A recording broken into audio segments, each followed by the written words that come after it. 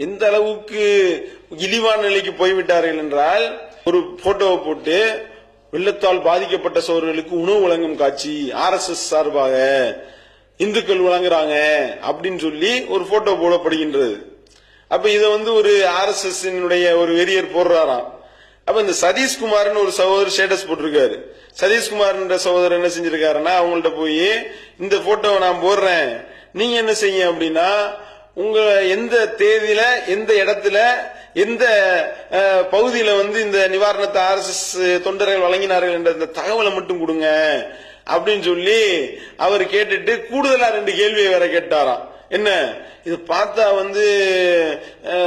வெள்ளத்தால் பாதிக்கப்பட்ட பகுதி மாதிரி தெரியலையே, அதுவும் இல்லாம இதுல நிக்கிற ஆளுகள்லாம் மலையாள ஆளுக்க மாதிரில தெரியுது, வேற ஏதோ மாநிலத்தில் எடுத்த புரோட்டா மாதிரில தெரியுது, இத போய் தொண்டர் படை மனிதநேய பணி செய்ததுன்னு போட்டிருக்கீங்களே, கொஞ்சம் விளக்கம் சொல்லுங்களேன் அப்படின்னு சொல்லிட்டு இந்த சதீஷ்குமார் என்ற சோறு கேட்டிருக்காரு. உடனே அவரை பிளாக் பண்ணி விட்டு அவர் எந்த விதமான கேள்வியும் கேட்க முடியாத அளவிற்கு இந்த RSS வெறியர்கள் செய்து ஓட்டம் எடுத்திருக்கின்றார்கள் என்றால், அப்ப உங்களுடைய தொண்டர் படையினுடைய சேவை என்னன்னு விளங்கிருச்சா இல்லையா?